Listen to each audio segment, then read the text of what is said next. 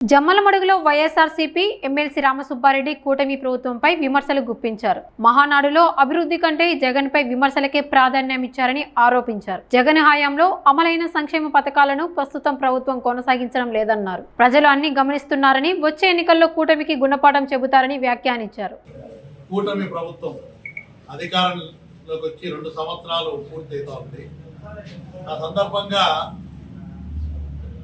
Telugu Desam party గౌరవ ముఖ్యమంత్రి చంద్రబాబు నాయుడు గారు కానీ, గౌరవ మంత్రివర్యులు లోకేష్ గారు కానీ, తెలుగుదేశం పార్టీ నాయకులు అందరూ కూడా మహానాడును ఆనవాయితీగా తెలుగుదేశం పార్టీలో ఆ రోజు ఎన్టీ రామారావు గారు ఉన్నప్పటి నుంచి మహానాడు కార్యక్రమం జరుగుతూ ఉంది. దాంట్లో ముఖ్యంగా మనం ప్రజలకు ప్రతిపక్షంలో ఉన్నప్పుడు పోరాటాలు చేయడం, అధికారంలో ఉన్నప్పుడు ఏం చేసినాము, ఇచ్చిన మాట నిలబెట్టుకున్నామా, ప్రజలకు ఒక మంచి పరిపాలన అందిస్తున్నామా లేదా, మనం చేసేది చెప్తారు ఎక్కడైనా కూడా. ఈరోజు మహానాడులో చూస్తే కూటమి ప్రభుత్వం అధికారంలోకి వచ్చిన తర్వాత చాలా గొప్పగా మహానాడు గురించి చెప్తా ఉన్న నాయకులందరూ కూడా. ఈరోజు మనం ఒక్కసారి గమనిస్తే ప్రతిపక్షంలో ఉన్నప్పుడు తెలుగుదేశం పార్టీ కానీ కూటమి నాయకులు బీజేపీ పవన్ కళ్యాణ్ అందరు కలిసి ఎన్నికల్లో కలిసి పోటీ చేశారు. జగన్మోహన్ రెడ్డి గారి ముఖ్యమంత్రిగా ఉంటూ ఆయన గతంలో ఎన్నికల ముందు ఇచ్చినటువంటి మేనిఫెస్టో ఏదైతే ఉందో నవరత్నాలు, అమ్మఒడి కానీ, రైతు భరోసా కానీ, అదేవిధంగా ఆసరా డాక్రా గ్రూపులకు రుణమాఫీ చేసేది కానీ, అదేవిధంగా మహిళలకు 0 వడ్డీ కానీ, ఈరోజు అమ్మఒడి కార్యక్రమం కానీ, అదేవిధంగా వసతి దీవెన కార్యక్రమం కానీ, ఫీజు రియంబర్స్మెంట్ కానీ, ఆరోగ్యశ్రీ గతంలో మహానేత రాజశేఖర రెడ్డి గారు తెచ్చినటువంటి పథకాలు ఏవైతే ఉన్నాయో చిరస్థాయిగా రాజశేఖర రెడ్డి గారిని ప్రజల హృదయాల్లో నిలబడినాడంటే ఆయన అందించిన ఒక మంచి పరిపాలన అందించినాడు. కాబట్టి ఈరోజు కూడా రాజశేఖర రెడ్డి గారు ప్రతి ఒక్క పేద ప్రజలు, రైతులు, మహిళలు అందరి హృదయాల్లో నిలిచిపోయే కార్యక్రమాలు చేసినారు. గుర్తుండే విధంగా ఈ రాష్ట్రానికే కాదు దేశానికి కూడా ఆదర్శంగా పేదవాడి సంక్షేమం ఏ విధంగా చేయాలని చెప్పి చూపించేటువంటి వ్యక్తి.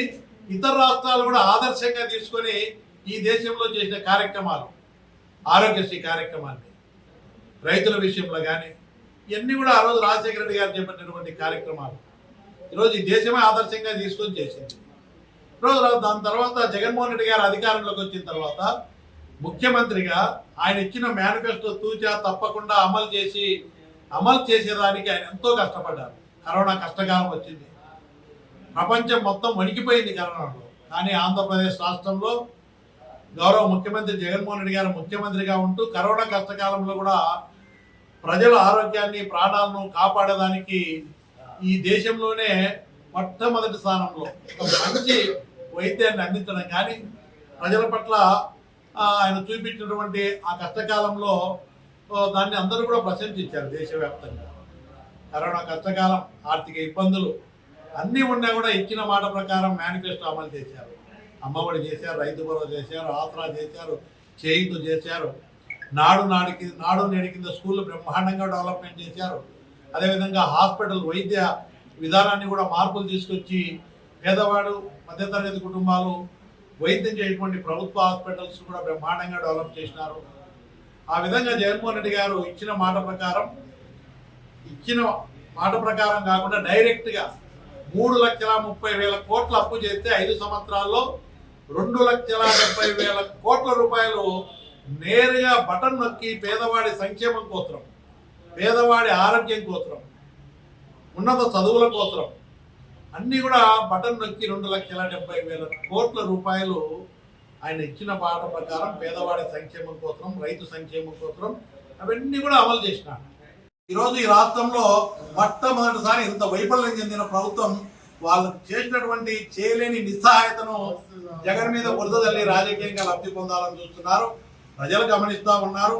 కాబట్టి మీరు మహానాడులో ఏదైనా చెప్తే మీరేం చేసినారో చెప్పాలి.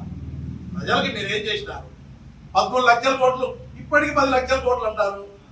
ఎంత పచ్చిగా అబద్ధాలు మాట్లాడుతున్నారంటే పొద్దున్న లేస్తే అబద్ధాలు తప్ప నిజం ఒకటి మాట్లాడారు. ఇప్పటికీ రాష్ట్రంలో జగన్మోహన్ రెడ్డి గారు చేసింది ఫస్ట్ బడ్జెట్ 7 లక్షల కోట్లే. దాంట్లో జగన్మోహన్ రెడ్డి 3,30,000 కోట్లు. తెలుగుదేశం ప్రభుత్వం గతంలో 14 నుంచి 19 వరకు చేసింది 3 లక్షల కోట్ల అప్పు. జగన్మోహన్ రెడ్డి గారు 10 లక్షల కోట్లు ఎక్కడ అప్పు చేసినారు? ఇప్పటికీ తప్పుడు ప్రచారం. మీరు 3,75,000 కోట్లు అప్పు చేసిన ప్రతిరోజు అప్పు లేని ఈ రాష్ట్రంలో ఏం కనబడదు. పొద్దున్న లేచి అప్పులు తేవడం, అవినీతి చేయడం, ఇది తప్ప ఏమీ లేదు, దోపిడీ తప్ప. కాబట్టి ఇప్పటికి కూడా కూటమి నాయకులు మనవి చేస్తున్నా, మీ చేతగానితనాన్ని జగన్ మీద ఏదో ఫ్యాక్టరీ ఇస్తానో ఇంకోటనో బురదలి రాజకీయ లబ్ధి పొందాలని ప్రయత్నం చేస్తున్నారు. ప్రజలకు మీరేం చేయకుండానే ఖచ్చితంగా గుణపాఠం చెప్తారు. జగన్మోహన్ రెడ్డి గారు మంచి చేశారు, ఖచ్చితంగా జగన్మోహన్ రెడ్డి గారు మళ్ళీ ముఖ్యమంత్రి అయితేనే ఈ రాష్ట్రంలో పేదవాడికి, రైతుకు, ప్రతి ఒక్కరికి కూడా న్యాయం జరుగుతుంది. పొరపాటు చేస్తామని చెప్పి అందరూ కూడా బాధపడుతున్నారు, పశ్చాత్పడుతున్నారు. జగన్మోహన్ రెడ్డి గారిని పోగొట్టుకొని మనం తప్పు చేశామని చెప్పి పశ్చాత్పడుతూ, బాధపడుతూ ప్రతిరోజు ఎదురు చూస్తూ ఉన్నారు ఎన్నికలు ఎప్పుడు వస్తాయని చెప్పి. బ్రహ్మాండమైన తీర్పుతో మళ్ళీ జగన్మోహన్ రెడ్డి గారు ముఖ్యమంత్రి అవుతారు. దాన్ని ఎవ్వరు ఆపలేరు. మీరు ఎన్ని తప్పుడు ప్రచారాలు చేసినా మీ ప్రచారాలను నమ్మే పరిస్థితి లేదు. కాబట్టి మళ్ళీ జగన్మోహన్ రెడ్డి ముఖ్యమంత్రి కావడం ఖాయం. దాంట్లో ఏమాత్రం కూడా అనుమానం లేదు. ఇప్పటికైనా కూటమి నాయకులు మీరు వాస్తవాలు చెప్పండి. మీరు తప్పైందని ఒప్పుకోండి. మేము ఇచ్చిన హామీలు నెరవేర్చలేకపోయినాం. మహానాడు సాక్షిగా వాళ్ళు ఏం చెప్పిండారా?